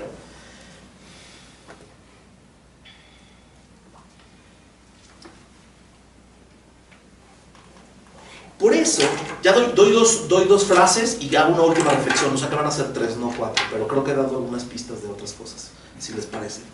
¿Está bien? Bien. El 14 de enero de 1975, que es el seminario RSI, o sea, RSI, y que después Lacan, cuando termine anuncia ese seminario, dice que va a llamar el que sigue 4, 5 y 6, porque empieza a plantear todo el problema de que inhibición, síntoma y angustia es un desdoblamiento de cada uno de los cordeles, como lo nominado y la nominación. Y empieza a ser cada uno de estos dos cordeles, y agarramos solamente 2 cordeles, los pasamos por el centro, así como les decía, y producimos una especie de falso agujero. Entonces cada uno de estos desdoblamientos del propio cordel sería un solo cordel, que es lo nominado y la nominación, es lo simbólico y el síntoma, o la inhibición y lo imaginario, o la angustia, bueno, y articula 6, y por eso plantea que el siguiente seminario va a ser 4, 5 y 6. Después se da cuenta que solamente es necesario 4. No voy a explicar ahora por qué y las consecuencias clínicas y todo eso, pero lo que les quiero decir es que no se entiende el seminario 23, el de Joyce, sin el 22. Y hay una frase, como les decía, el 14 de enero de 1975, que dice lo siguiente. Ya saben que me gusta primero decirlo en francés, y dice: l'être qui parle est toujours quelque part mal situé entre 2 et 3 dimensions. Les había dicho yo mal que el sujeto está a medio camino entre 2 y 3 dimensiones. Ese es de Carlos Gómez. Es como si ustedes vieran el establecimiento de Miller en Paidós, pero no. Mejor vamos a Staferla o vamos a Ali, y dice: el ser que habla, el parletre, el ser parletrante, o el que manda cartas, o el que habla, ¿no? El que es efecto del lenguaje, está siempre en alguna parte mal situado entre 2 y 3 dimensiones. O sea que es también un problema que yo les había planteado. ¿Por qué también Lacan va a introducir la dimensión del imaginario, no solamente en la topología algebraica? Porque que es un problema que también señalé en términos de la elipse, de cómo hay el sol y un foco vacío, es decir, entre el yo y el inconsciente el sujeto queda dividido, el sujeto o el ser parlante queda mal situado entre 2 y 3 dimensiones. Es decir, los humanos tenemos que responder en nuestra vida cotidiana a nivel imaginario en 3 dimensiones, pero al mismo tiempo lo que nos viene a joder la vida o a apoyarnos para hacer cosas lindas es el habla, y el habla es de 2 dimensiones. Específicamente la cadena simbólica es de 2 dimensiones. Tiene retroacciones, todo eso, pero es de 2 dimensiones. Y entonces, ¿qué es lo que yo les planteaba en términos clínicos? Cómo el habla, ¿sí? Cómo el habla puede producir efectos. Piensen en el caso Dora, cómo se le queda paralizada la pierna por una broma del lenguaje en donde ella sostiene la pierna de su padre para curarlo, o cómo muere al pie de la cama cómo muere su hermana al pie de la cama de Dora. Dora ve cómo muere su hermana y ella está al pie de la cama después de hacer una caminata. Es Elizabeth, perdón, no es el caso, es caso Elizabeth, perdón. Gracias. Y por todas las palabras en alemán tiene que ver con la misma palabra. Y entonces cuando muere, es decir, ella no puede tener a un hombre con el cual hacer su vida porque tiene que ocuparse de la pierna de su padre, poniéndolo en su propia pierna, que es la parte que se le paraliza, y después en algún momento ella da una caminata con el esposo de su hermana, y en la caminata desea que su hermana no exista para ella quedarse con el esposo, y luego la hermana muere y ella está al pie de la cama. ¡Bam! ¿Qué es lo que la enferma? Las palabras. 2D. ¿Cómo se cura eso? ¿Con antidepresivos? ¿Con antipsicóticos? ¿Con un medicamento? ¿Con árnica? ¿Con aromáticos? ¿Con electroshocks? Son 3D. Se cura solamente por medio de palabras. Pero también se juega el cuerpo. ¿Pero cómo se juega el cuerpo? Entonces, otra vez, el ser parlante está siempre en algún lugar mal situado entre 2 y 3 dimensiones. Es una indicación clínica importantísima. Y para eso sirven también los nudos. Bueno, ahí tengo otras 2 frases, pero bueno. Hago una última reflexión, solamente para poder plantear por qué ya desde la lingüística de Jacobson, si quieren... No, creo que va a ser ya bastante, yo creo, con estas, aunque parece que son dos reflexiones, creo que he dado un montón de indicaciones de por qué son importantes los nudos y por qué el caso Joyce, etcétera, etcétera. Les parece que mejor nos detengamos aquí y mejor hagamos un espacio para poder preguntarnos cosas, porque si no me va a ocurrir lo que en la mañana. Les agradezco muchísimo la atención y bueno, comencemos con la charla.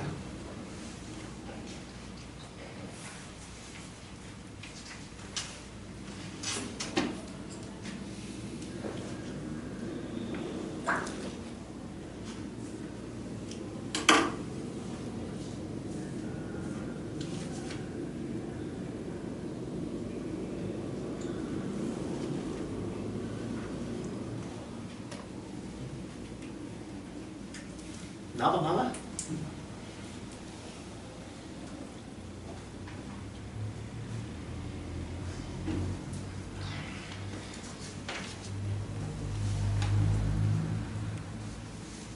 Carlos, Sí.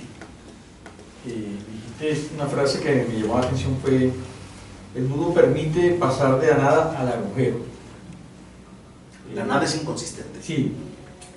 Mira que yo voy leyendo... De hecho está mal esto es agujero, esto es nada.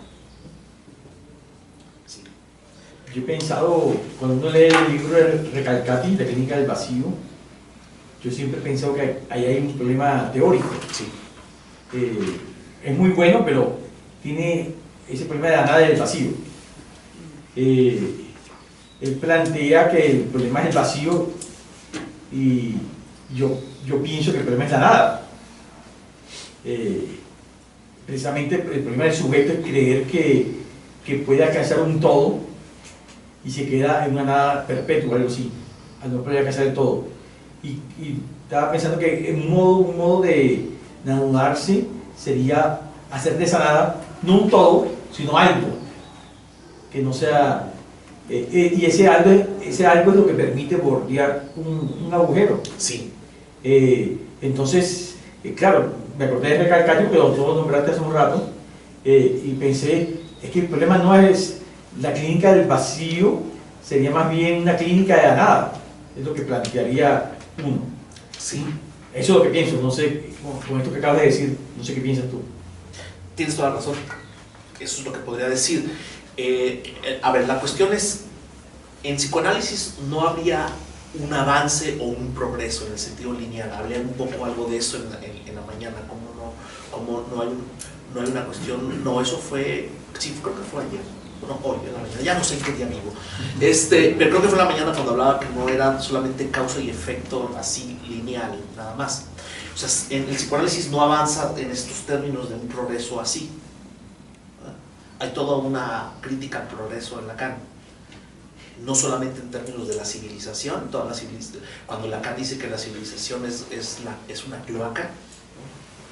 Entonces, no solamente es peyorativo, tiene una parte peyorativa, pero también tiene una parte de el semblante, como la escritura china, que es una serie de acumulación de restos, y esos restos se pueden embellecer por medio de la cultura. En fin, no voy por ahí, pero tiene toda una crítica al progreso. En todo caso, progreso y linealidad es criticada en Lacan, en principio porque existe el après-coup, es decir, existe un efecto no lineal en retrospectiva, que ya lo platicamos el día de ayer, en lo simbólico.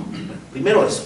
Pero si te das cuenta, Jairo, en el di, uno va hablando y va haciendo rulos, y cuando uno termina de hablar y se conecta con el último, entonces se produce en retrospectiva un agujero que se bordea, y ese agujero que se bordea trata de atrapar A, y el puro borde se llama D. Yo creo que lo que plantea Recalcati es que es una clínica de la nada. Lo que no se puede hacer es bordear un agujero, no se puede bordear. O sea, hay una completa inconsistencia, habría totalmente la nada. Ese es el hombre sin inconsciente del que habla Recalcati. Sí, creo que es un problema. Claro, en términos prácticos termina diciendo cosas muy interesantes sin teorizarlo de esta manera. ¿Sí? Pero si somos rigurosos, esto sería... A ver, cuando yo les digo que las formalizaciones pueden ayudarnos a liberar un real, un recorte de objeto A, y además cómo funciona la demanda, hay que hacer un montón de formalizaciones, hay que hablar un montón. Lo otro es que estaba pensando que la depresión es un problema de la nada, además que es un problema actual. Es decir, y dos, esta mañana leí un artículo, otra vez los físicos diciendo que la nada hay algo, otra vez recalcando. Entonces, ese algo es precisamente lo que en el problema de depresión es lo que de cierta manera no solamente es imposible quedarse con la nada, sino que te quedas con algo que es con lo que uno padece. Estaba pensando eso. Y por eso que esa nada se aleja incluso del agujero en sí. Entonces la labor sería pensar, hacer con ese algo que parece una nada, otra cosa que sea bordear un agujero. Sí. Anudando cosas. Sí. El problema es que cuando uno hace terapia narrativa, hable, ¿no? Yo lo escucho, el problema es que uno se enreda porque no puede localizar un agujero. Y parte de la orientación de un analista es poder localizar un agujero, que es lo que se sustrae a los dichos. Y eso es impensable para una terapia narrativa. Porque es decirlo todo. Es tratar de decirlo todo, ahí está, sí.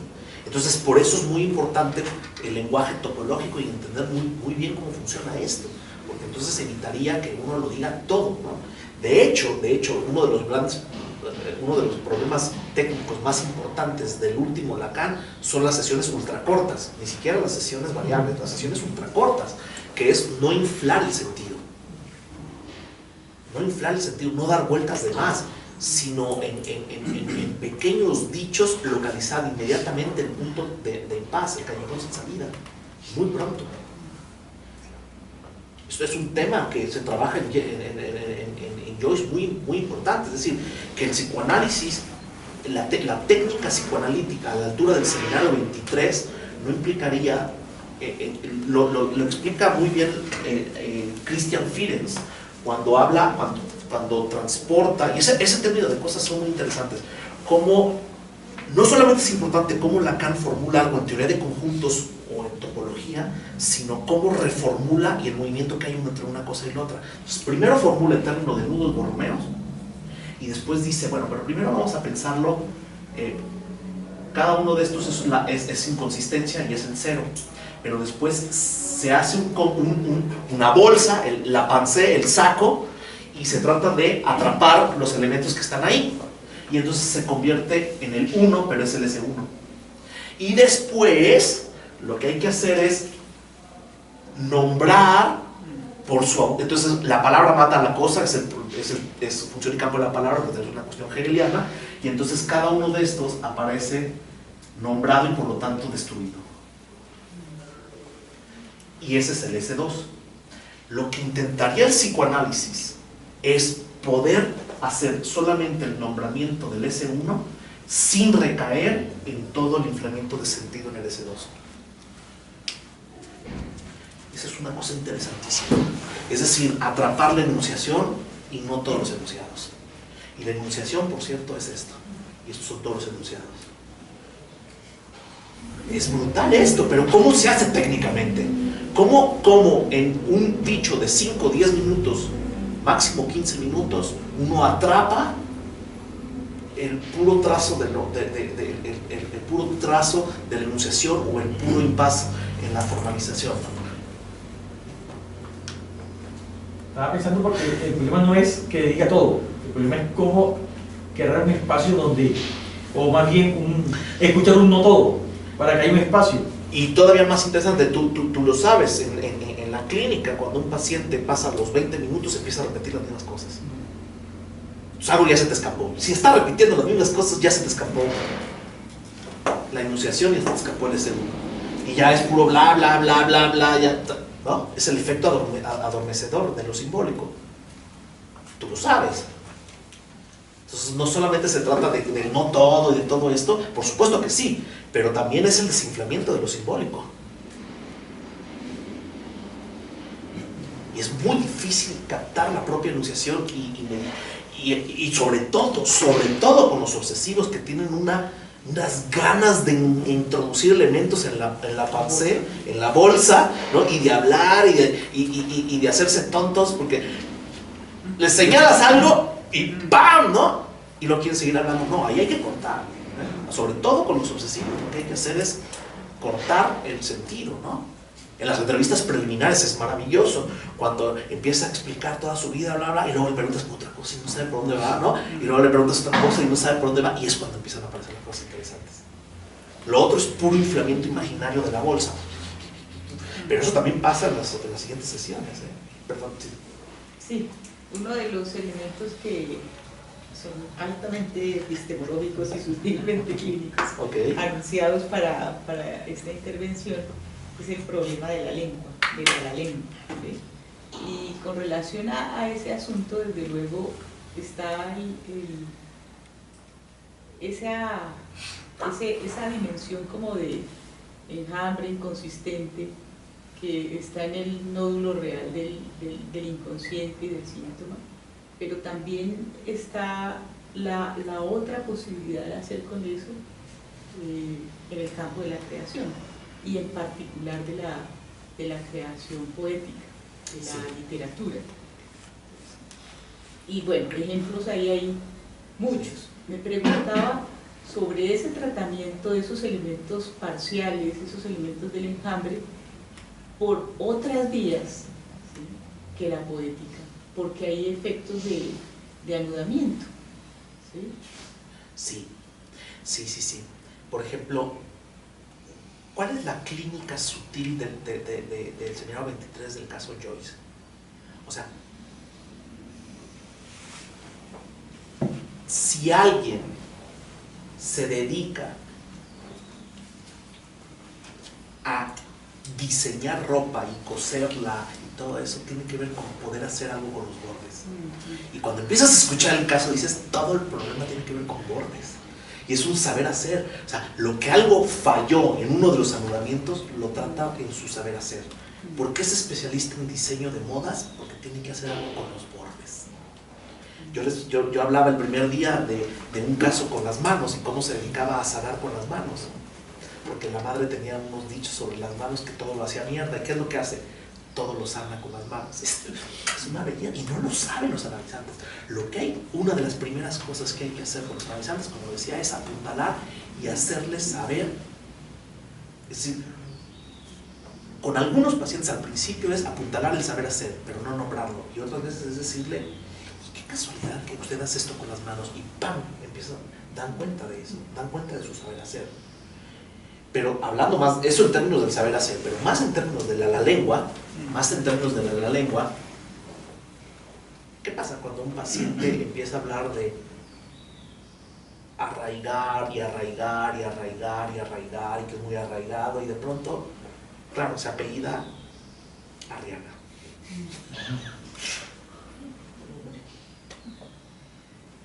¿Va a tener impacto eso en el cuerpo? ¿O eso en los convenios? Por supuesto que sí.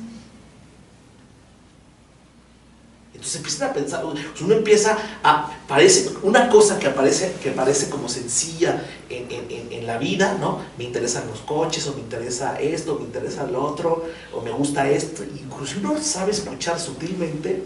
Entonces, a ver, ¿qué es lo que les quiero decir? No tienen que estudiar el caso Cantor, no tienen que estudiar el caso Joyce, no tienen que estudiar el caso Van Gogh para poder dar cuenta que un paciente que pidiendo dinero en los semáforos, algo de su propia subjetividad se está jugando en su saber hacer. O sea, no necesitas unas grandes obras, sino en las obras,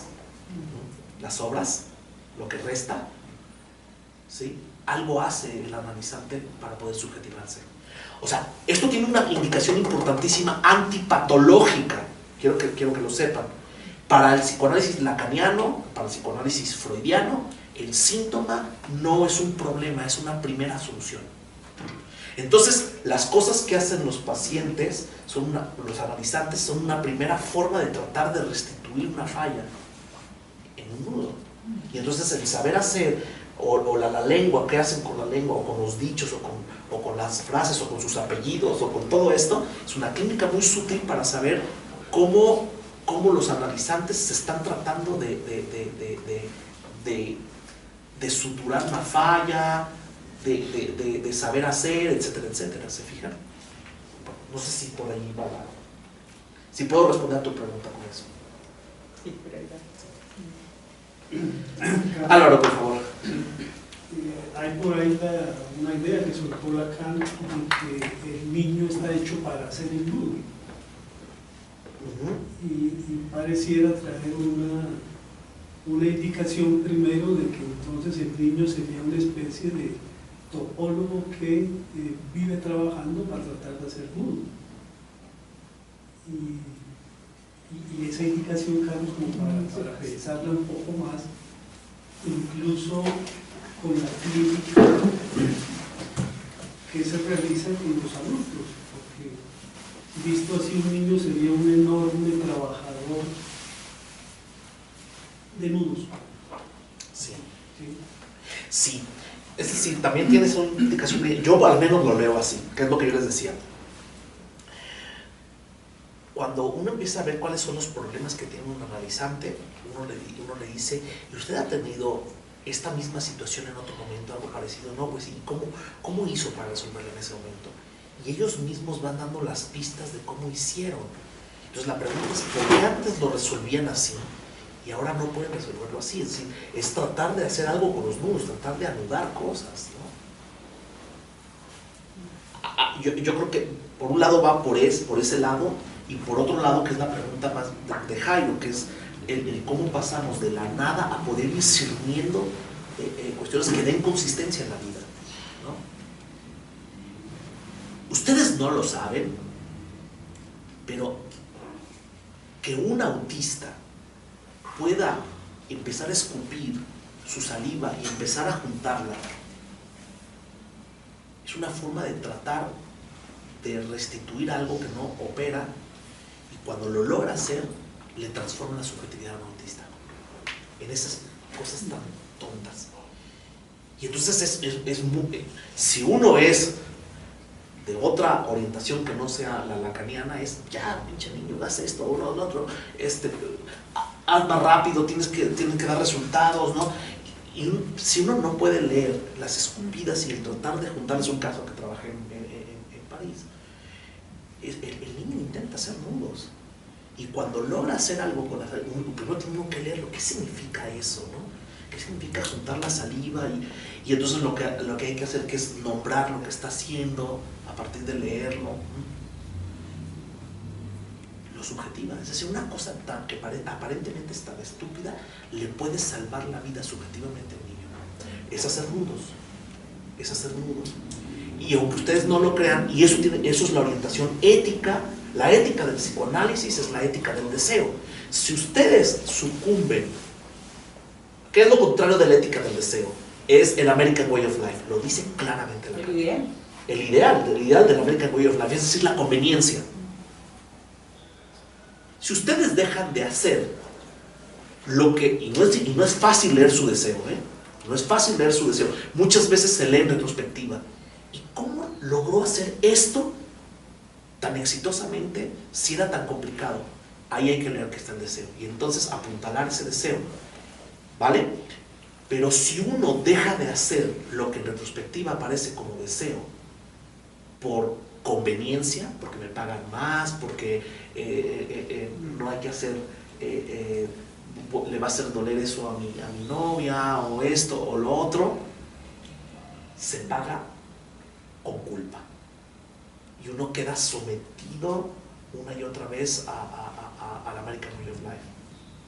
Por eso, esa es la frase de Lacan, ¿no? De lo único que uno puede sentirse culpable es de haber cedido ante su deseo. Este tipo de frases no las expliqué el día de hoy, pero funcionan como una especie de anatemas. Esto lo explica muy bien Bárbara Kazan en Jacques el Sofista. Estas frases son muy orientadoras porque cuando uno está escuchando, no son solamente eslogans y frases así como para poder postear en mi página de Facebook o en Instagram para poder tener más likes, sino que de verdad son axiomas o orientadores en cómo uno dirige su clínica. Pero en todo caso, lo que quiero decir es que hacer el nudo o este tipo de cosas que aparentemente son inútiles van en contra de la ética del psicoanálisis. La ética del psicoanálisis es la apuesta por el deseo, y lo contrario es adaptarse, es la comodidad, es la conveniencia. ¿Para qué sirve tener una vida? Parece como casi de telenovela mexicana, pero ¿para qué sirve tener esto y lo otro por conveniencia si uno está muerto en la subjetividad? Tiene que ver con la depresión. Y lo ven, es tristísimo. Ven cómo hay gente que está destruida por conveniencia, subjetivamente. Creo que tienes una pregunta. Vuelvo con mi inquietud sobre la lengua. Sí. Y ahora al campo primero, al campo de la escritura y de la creación literaria. Esos elementos que como dice Lacan, pueden ir desde el fonema hasta el lenguaje todo, esos elementos que están allí.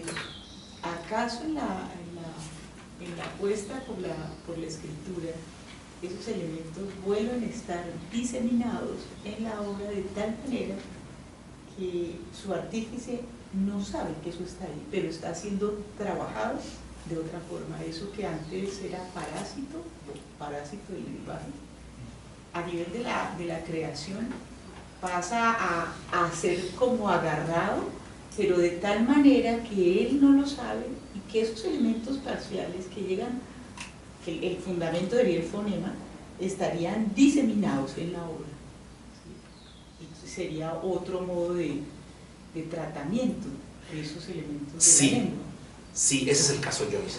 Sí. Por supuesto que sí, ese es el caso Joyce.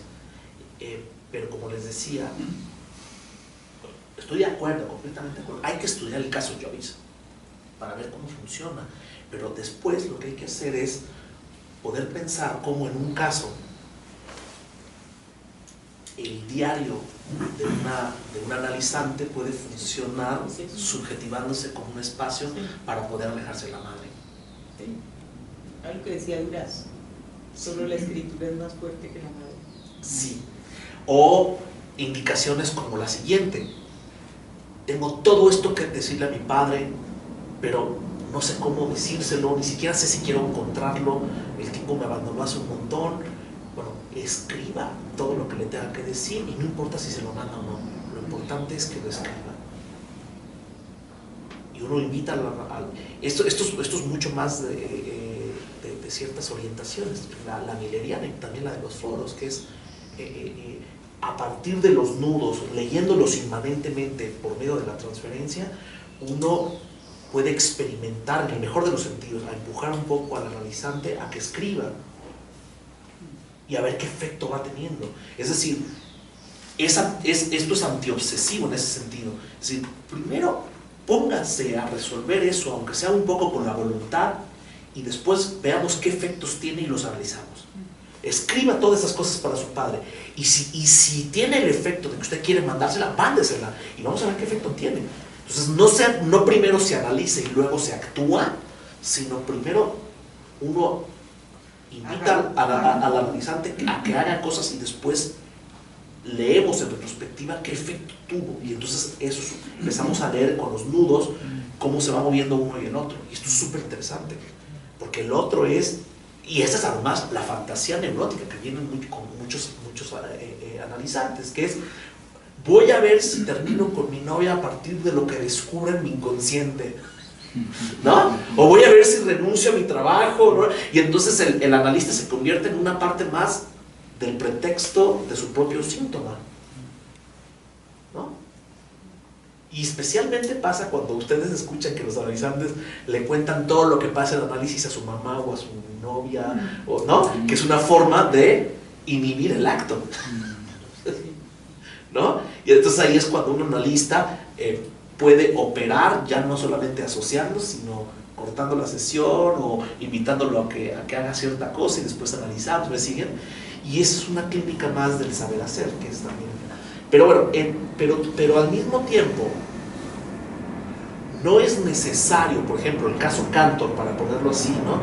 Cómo inventa los transfinitos y cómo eso impacta en su subjetividad y se psicotiza y todo esto, sino pensar cómo alguien que se dedica a las matemáticas te empieza a platicar cómo tiene problemas con una ecuación y cómo lo piensa, y el lenguaje que está utilizando, dices, no puede ser, es lo que te está pasando en la vida. O la forma en que maneja el coche, ¿no? Lo que más te gusta en la vida es manejar, y entonces te empieza a platicar cómo maneja el coche, y entonces es esto, es lo mismo que empezar a leer en toda la literatura de Joyce y empezar a ver cómo eso lo va subjetivando. Bueno, es tan banal en cierto sentido que lo que uno obtiene de interesante al leer el caso Joyce no es tratar de encontrar a Joyce con los analizantes, sino encontrar cómo el manejar o en actuar, ¿no? ¿Cierto? Los pacientes que son actores o actrices son maravillosos, todo el problema con la mirada, muchos de ellos se dedican a ser influencers, por supuesto, es un saber hacer con la mirada, ¿no? Entonces, el interés del caso Joyce es poder leer el saber hacer en estas pequeñas minucias y que al mismo tiempo son altamente topológicas. Y eso nos podría llevar a la pregunta que planteaba Jairo sobre la cuestión de las estructuras. Si hay una cartografía de los sujetos deseantes, a mí me parece que correspondería a la clínica nodal de la que habla Shechtman. No hablé de ese otro problema, todo el problema del paso de los nudos que ciernen al teorema de Desargues. Lo digo rápido. El teorema de Desargues es cuando tú abres un nudo y Cuando el teorema de Desargues te dice, si esto lo llevas al infinito y esto al infinito, es exactamente lo mismo que un círculo. Y entonces eso te permite empezar a hacer trenzas. Y las trenzas son súper interesantes para poder pensar ciertos casos. Pero además, o sea, todavía hay un montón de cosas que indagar, ¿eh? O sea, Lacan no se termina ahí. Y podemos ir más allá de Lacan, usando a Lacan, que es, con el teorema de Desargues y pensando la topología de trenzas, ¿será eso? Yo no he escuchado a nadie que lo haya dicho así, salvo a una amiga mía, Diana Montes, que es pertenecía a la ANEL México, ahora se salió ella de ahí, le mando saludos si en algún momento escucha esta grabación. Y lo que ella dice es que las trenzas son feminizantes, mientras que los cordeles son más masculinos. Y que eso se puede incluso registrar antropológicamente, como las mujeres se han dedicado durante mucho tiempo a construir trenzas, o incluso con los vellos púbicos a hacerse trenzas. Que es una cosa, es decir, que las mujeres tendrían subjetivamente, es una cosa muy interesante para investigar, tanto antropológicamente como topológicamente. Antropológicamente, por ejemplo, como los incas contaban con nudos, pero antropológicamente es por qué las mujeres han tendido a tejer socialmente. Es muy fuerte esto, y es una cosa bien importante para el feminismo. ¿Por qué las mujeres o una subjetividad más femenina tiende a tejer más que a cerrar en cadenas? Que también tiene una connotación fortísima la cadena, ¿no? Entonces no es lo mismo trenzar, no es lo mismo tejer, ¿no?, que encadenar. Y de eso se ha explorado muy poco. Y entonces, ¿habría un feminismo topológico? Bueno, es posible, ¿eh? De hecho, el nudo Borromeo generalizado puede ser queer. No voy a explicarlo aquí.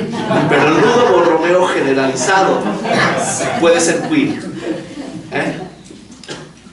Que no es lo mismo que feminista. Es otra lógica, ¿no? La lógica queer es lo no binario, ¿no? Es una cosa súper interesante también. Pero la topología podría ayudar a pensar un montón de cosas. Digo una última cosa y si quieren otra pregunta. Pero como yo les decía, la topología ha ayudado a poder pensar la genética. ¿Por qué dos personas tienen los mismos genes, pero si se anudan de manera distinta te da otro efecto? Es muy extraño. Y entonces, ¿por qué no utilizar? Eso se lo dije yo espérenme, ay, se me olvidó el nombre de este filósofo, pero es un amigo, es un muy... se me está viniendo a la cabeza. Bueno, es un muy amigo de Roberto Espósito. Roberto Espósito, que es el que habla de biopolítica inmunitaria, es un teórico un filósofo súper interesante que habla sobre la biopolítica. Primero habla de comunitas, luego de inmunitas, etcétera, etcétera, y se enreda en una serie de cosas que parecen que son innecesarias. Y yo le dije a Davide Tarizzo, que es un filósofo que tiene un libro sobre Lacan, yo le dije, transmítale a Roberto Espósito que si hubiera utilizado topología se hubiera metido en menos problemas con el problema de la biopolítica inmunitaria, porque todo el problema del dentro y del fuera, ¿no?, de lo comunitas y de lo inmunitas se puede resolver con una botella de Klein, y se puede se puede plantear de una manera distinta y tiene efectos epistemológicos también para poder pensar ese tipo de cosas. Digo una última cosa más, perdonen, digo una última cosa más. Esa es la intuición que ha desarrollado un colega de los foros en Brasil que se llama Christian Dunker. Léanlo, es brillante. Y ese hombre lo que plantea es que el problema de los lacanianos, y también va contra Recalcati, es que pasamos muy rápidamente del discurso capitalista a los nuevos síntomas o a la clínica del vacío, cuando tiene que haber un montón de mediaciones. Y para él, la mediación más interesante de nuestra época, en términos de reconocimiento imaginario, es lo que él llama la lógica condominal, de los condominios. La lógica de los condominios, ahorita me estoy quedando en un Airbnb, y tienen 50 reglas estúpidas de cómo tienes que sacar a tu perro con un bozal y entonces cómo no puedes estacionarte aquí porque es una multa más amplia. Los nuevos amos son gestores de condominios. Y para poder pasar de los nuevos síntomas del discurso capitalista a los nuevos síntomas, hay que pasar por una mediación de reconocimiento hegeliano por medio de la lógica de condóminos, que es algo que ocurre a partir del neoliberalismo, también en Colombia, seguro. Y la lógica de los condóminos, esto es brutal, es lo que ocurre en las escuelas psicoanalíticas. Hay un gestor que regaña a todos y los otros tienen que cuadrar y tienen que expulsar a los otros, y entonces uno no se relaciona con el barrio, sino solamente con el propio departamento y sus amenidades, que ya está todo adentro. No discutas con otros, tú mejor ponte a trabajar en lo tuyo. La lógica de los condóminos es una mediación súper interesante entre el discurso capitalista y los nuevos síntomas.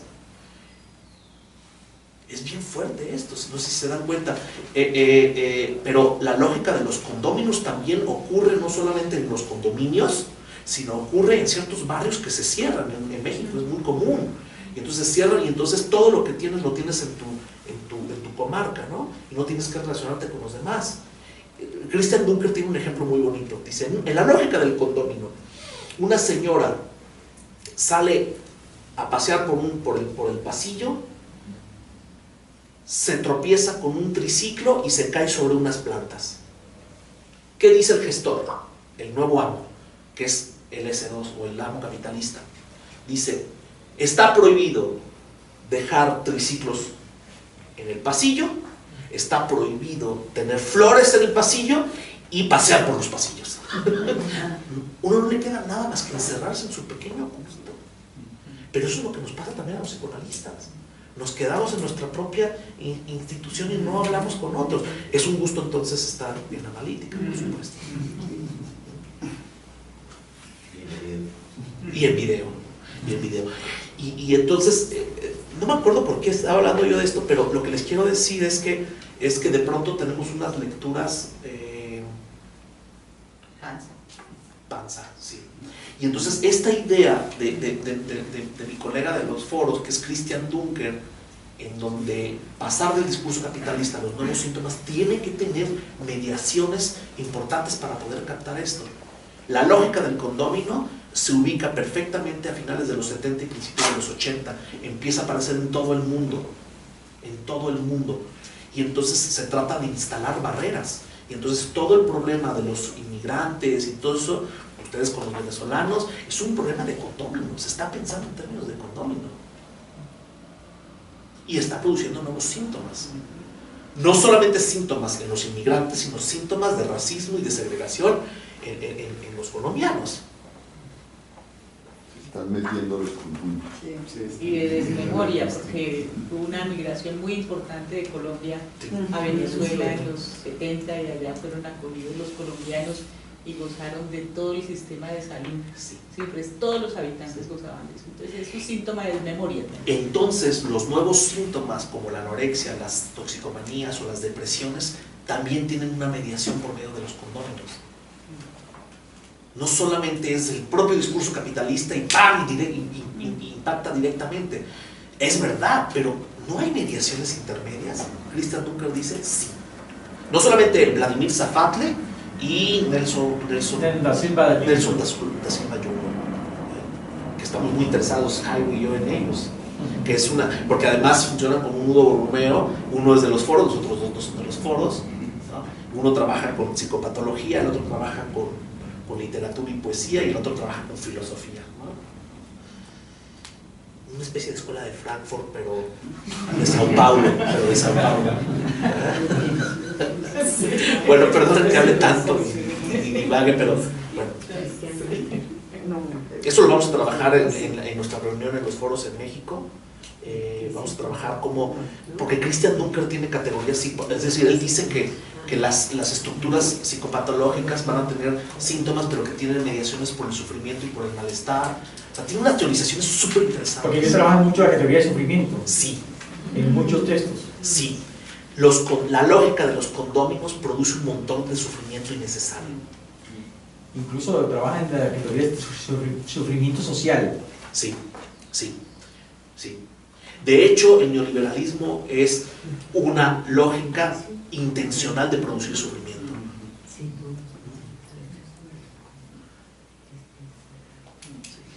Perdón que haya saltado otro tema, ¿eh? No sé si hay más preguntas, comentarios.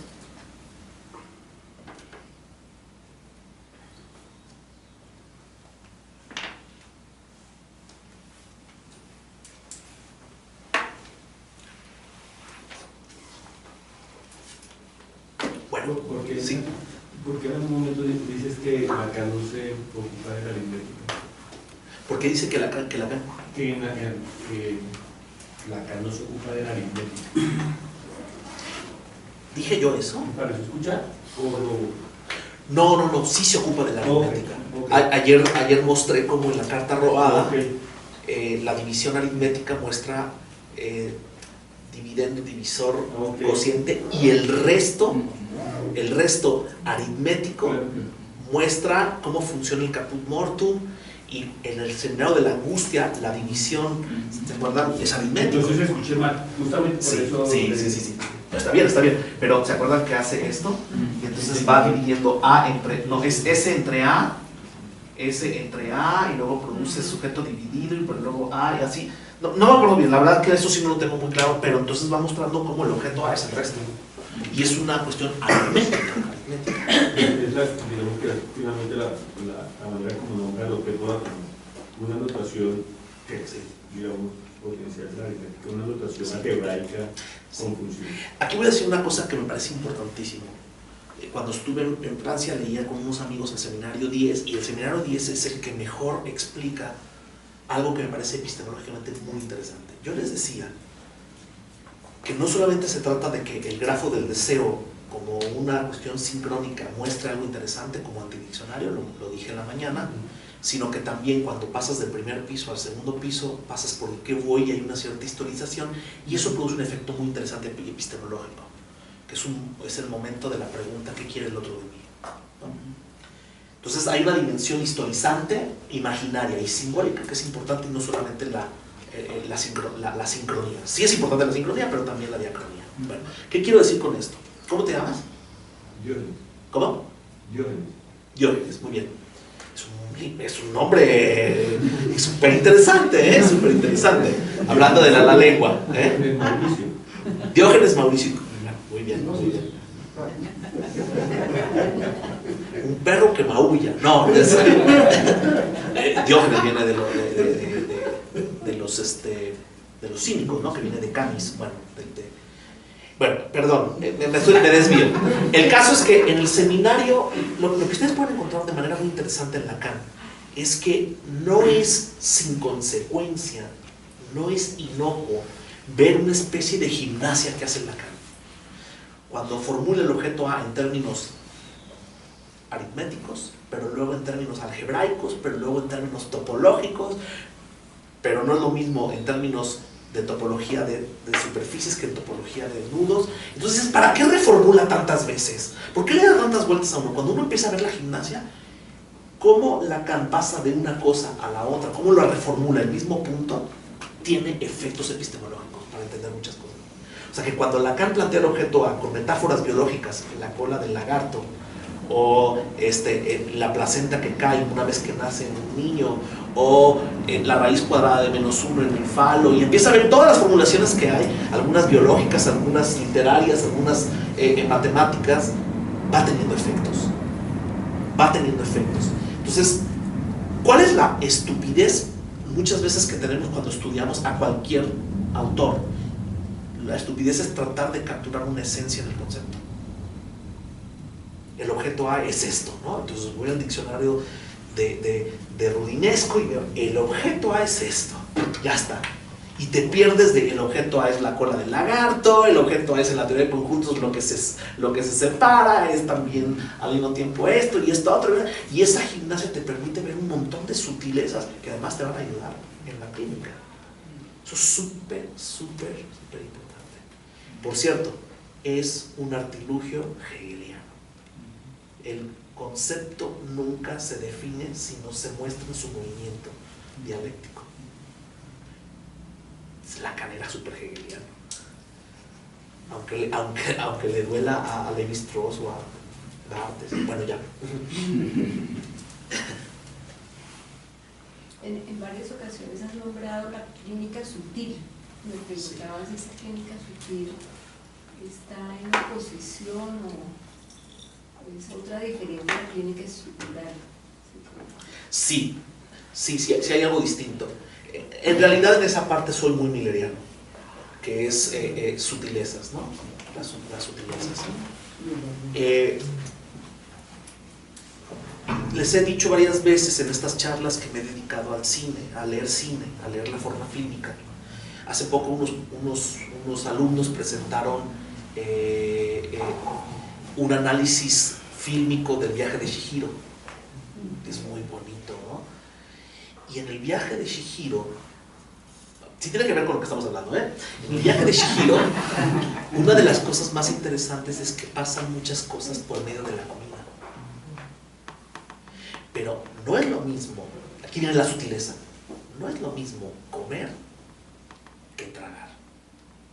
Y entonces ellos empezaron a encontrar esa sutileza y empezaron a ver que no todo es solamente pulsión oral, ¿no? Sino empezar a distinguir cómo la pulsión oral, una pasa por la degustación y otra por el tragantarse y otra por el vómito. Y empezaron a distinguir cómo en esa película cómo los personajes se construyen a partir de la sutileza entre comer, tragar y vomitar. Si, mutatis mutandis, si uno lo lleva con los analizantes, uno no tiene que ver, tiene un problema con la comida. Bueno, ¿pero qué? ¿La mastica y no la come? Es Joyce, no solamente es escribe, sino publica. ¿Y dónde está la subjetivación? ¿En la escritura o en la publicación? O sea, esos detalles son súper importantes para un psicoanalista. Hay que saber leer las sutilezas y los detalles, y eso es una clínica más. En realidad, las estructuras subjetivas son un primer abordaje para poder plantearse una escucha, pero a veces ya empiezan a estorbar. Y es mucho más interesante empezar a escuchar estas sutilezas, que cuáles, eso en la formación de un analista es típico. O sea, uno va a controlar un caso y lo primero, es un psicótico, es un perverso, espérate, vamos a escuchar esas sutilezas y después vemos de qué trata. A lo mejor la hipótesis es esta y la otra, pero estamos más obsesionados con la parte médica patologizante que con las sutilezas, que pueden ser súper interesantes para ver cómo se subjetiva el analizante, ¿no? A eso me refiero con la sutileza.